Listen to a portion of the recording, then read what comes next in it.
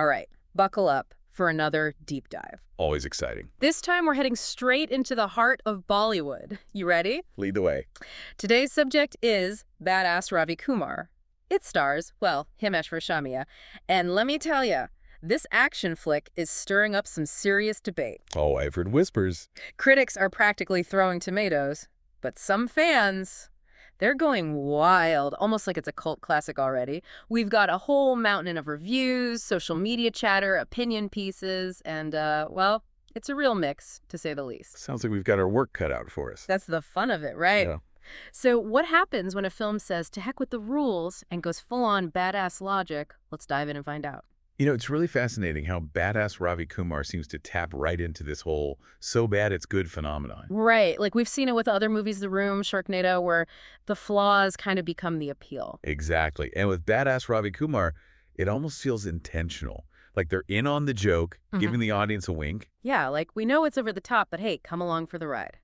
And speaking of over the top, this movie is basically a love letter to those classic Bollywood masala films from the 80s and 90s. Oh yeah, the explosions, the gravity-defying stunts, the dialogue that's so dramatic it could, like, melt steel. Totally. Those masala films were such a unique blend. Action, romance, comedy, musical numbers. It often felt like logic went out the window and spectacle took over. Absolutely, and BadAss Ravi Kumar seems to be channeling that same energy. The action sequences are wild, and the dialogue, people are quoting it all over social media. I've seen some of those. Do you have any favorites? There's that one line where Ravi Kumar says, "To Ravi Kumar se ulashta hai, uske photo pe har chachata hai," which basically translates to whoever messes with Ravi Kumar ends up with a garland on their photo. Oof, so they're dead. Talk about dramatic. Right, it's so over the top, but it's kind of brilliant in its own way. And those visuals, the vibrant colors, the slow-mo shots. It's all so classic Bollywood.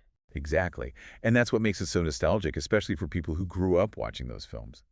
It's like visiting a childhood memory, but with a bit of a modern twist. Yeah, and it's not just a rehash. It feels self-aware, like it's commenting on the masala genre itself.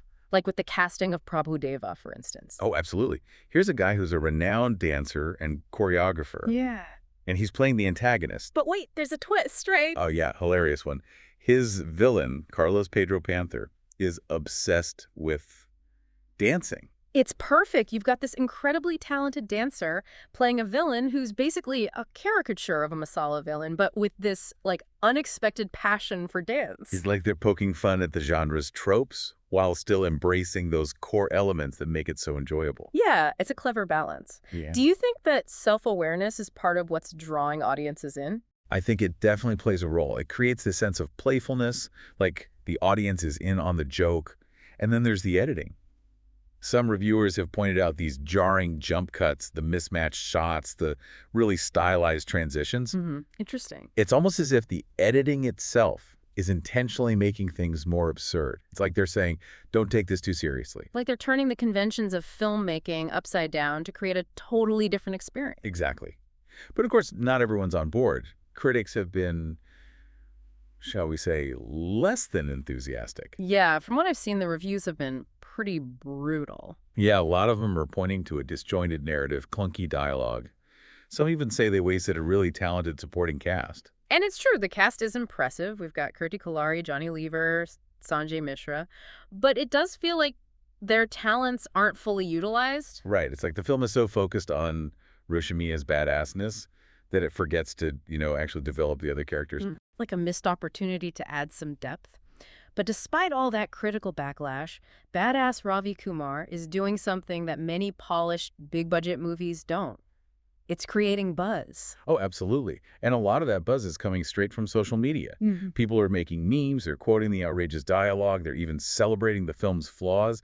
It's like it's becoming a cult classic right before our eyes. It's like people are taking ownership of it. It's more than just a movie. It's this shared experience, Totally. And then there's Himesh Reshammiya's performance itself. Yeah. It seems to be a major point of contention. Oh, yeah. Some critics are saying it's so over the top that it's unintentionally funny. Right, while others are actually praising his commitment to the role and how much his action skills have improved. It's almost like his performance mirrors the film itself. It's polarizing, it's unpredictable, and you can't ignore it. You said it. So is he in on the joke? Or is he genuinely trying to deliver a serious performance? It's hard to tell, and I think that mystery is part of what makes it so interesting to watch. But before we go too deep on Rashmia's acting choices, let's address the elephant in the room, the box office. Ah, yes, the box office. Yeah. Because despite everything the critics are saying, BadAss Ravi Kumar has actually been a surprise hit. A real head-scratcher, right. It even outperformed another film that was released on the same day, Laviappa, which on paper should have been a safe bet. It's a romantic comedy. It's wild. On the one hand, you've got critics calling it a disaster, and on the other, you've got audiences flocking to the theaters. What do you think explains this disconnect? It feels like there's a segment of the audience that's craving something different, something that breaks away from the usual, the predictable, the safe. They're looking for pure entertainment, even if it means sacrificing logic or a perfectly coherent story. They want a movie that doesn't take itself too seriously, something they can laugh at, laugh with, maybe even laugh because of. Right. But is this so bad it's good appeal enough to make a film last? Or is BadAss Ravi Kumar destined to be just a fleeting moment of absurdity in Bollywood history? That's the big question. Can a film survive on entertainment value alone, or does it need something more? A compelling story, relatable characters, a message that truly resonates. Maybe BadAss Ravi Kumar is forcing us to rethink what makes a good film in the first place. It's definitely shaking things up. For sure. But before we jump to any conclusions, let's dig into another layer of this film, nostalgia. Ah, yes. The way BadAss Ravi Kumar uses nostalgia to connect with its audience, it's really quite interesting. It's more than just surface level, It's not just recreating the look of those 80s and 90s masala It's films. deeper than that. Yeah, there's this cultural yearning for a simpler time, maybe. Like when things were more exaggerated, less self-aware. Exactly. I get it. It's like the movie is taking us back to when heroes were larger than life. The villains were deliciously evil. Good versus bad, crystal clear. Right. And in a world that feels so complex these days. Right. There's something comforting about those simple narratives. Absolutely. And for a lot of viewers, the music makes that nostalgia even stronger. The soundtrack. Yeah, they've got remixes of popular songs from that era. It totally immerses you in that soundscape. Like a sonic time capsule. Exactly. Triggering all those good memories. Music is so powerful for that. Evoking emotions, taking you back. And BadAss Ravi Kumar nails it. It creates this strong connection with the people who grew up with those songs. Smart move. But, nostalgia is a big part of it, but I also think there's something to be said for the movie's sheer audacity. Like, it just goes for it. Logic be damned. Oh, absolutely. It's like the filmmakers are saying, we're not afraid to be silly, to be over the top, to embrace the ridiculous. And in an age where so much entertainment feels so calculated, It's refreshing. it really is. It's like, hey, sometimes it's okay to just let go and have fun, even if it means defying common sense.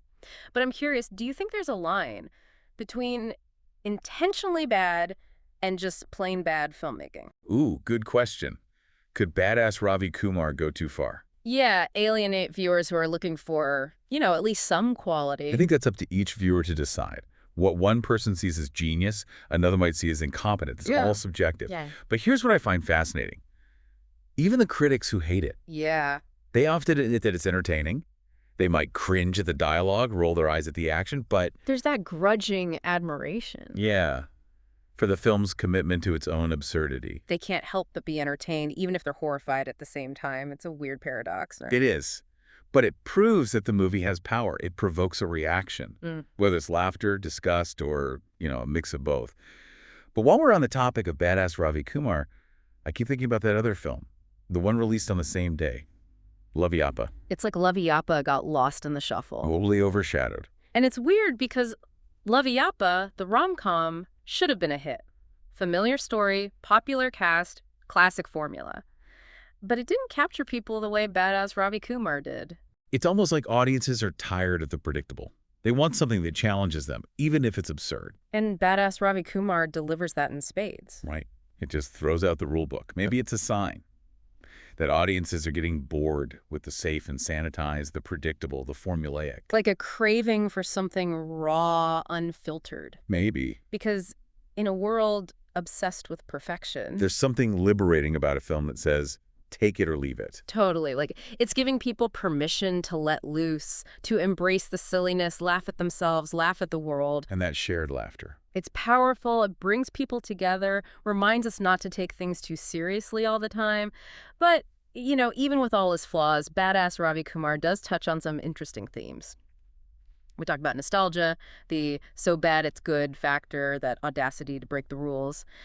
But there's one thing that really stands out to me: What's that? the contrast between how the critics see it and how the audience enjoys it. Oh, yeah, that's a huge gap. On one side, you've got the critics taking the film apart, pointing out the plot holes, the lack of depth. And then you've got the audience Yeah. embracing those flaws, celebrating them. It makes you wonder, what's the role of the critic anymore? Are they out of touch? Or are they providing a necessary counterpoint to all the, hype on social media? Big questions. I don't think there's an easy answer. Right? But maybe the point is that both sides are valid. Critics offer analysis, expertise. Audiences bring their own experiences. And it's in that tension that we can understand a film's true impact. It's a good reminder. Art's subjective. What speaks to one person might not speak to another. And that's a good thing. That's what makes cinema so interesting. It does. But as we keep talking about this, I can't help but wonder what our listener is thinking. You've heard our analysis, our take on things. What stands out to you? What are your thoughts on badass Ravi Kumar? Are you with the critics, the fans, somewhere in between? It really makes you think, huh? Yeah. How we judge movies. All our usual ideas get flipped around. Yeah. Badass Ravi Kumar throws us for a loop. Makes you wonder if, in this world where everything's getting so polished, so predictable, Maybe there's something to be said for a little roughness around the edges. could that be what makes it stick with people? That rawness. It's like going back to a more primal kind of entertainment.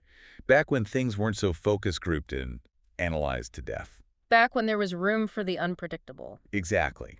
The unpolished. Yeah. The genuinely surprising. And badass Ravi Kumar is definitely full of surprises. But before we get too carried away with the so bad it's good thing, We can't forget about that one criticism that keeps coming up. about the supporting cast. Yeah, all those talented actors who kind of get lost in the shuffle. It feels like such a missed opportunity. Totally. Like you've got Kirti Kulhari, Johnny Lever, Sanjay Mishra. They could have done so much more. Right, but they barely get a chance to shine. Imagine if they'd given Kirti Kulhari's character, Layla, more depth. What if we got to see her inner conflicts, her motivations, instead of just the femme fatale act? And Johnny Lever, Sanjay Mishra, those guys are comedic gold. What if they'd been allowed to really let loose with their brilliance in a way that actually felt connected to the story? It could add these whole other layers to the film, Yeah. woven right into the absurdity. Yeah, made it even richer, more engaging. But as it is, It feels like they prioritize the spectacle over everything else. like they were so focused on making this over-the-top experience that they forgot about things like character and story. Maybe they thought if they went too deep, it would take away from the fun. It's a gamble, and maybe it didn't pay off as much as it could have. Could be. It's like they had all the right ingredients but forgot a key step, Like a cake that doesn't quite rise. Exactly. But hey, maybe that's part of the charm, right? It's this glorious mess that somehow still works. It does. And that's what makes this whole discussion so interesting. Badass Ravi Kumar doesn't fit neatly into any box. It makes us rethink everything we thought we knew about movies. It's a reminder that there's no magic formula for success. And sometimes the most unexpected approach. Can lead to something truly unique. So, where do we stand on badass Ravi Kumar? Triumph of trash cinema, cautionary tale, something else entirely? I think it's a little bit of everything. Yeah. It embraces its flaws, celebrates the absurd, and ultimately it's up to each viewer to decide what it all means. And that's the great thing, right? It gets people talking, makes them take sides, and they definitely won't forget it. Nope, not anytime soon. And in a world with so much content vying for our attention, that's saying something. Absolutely.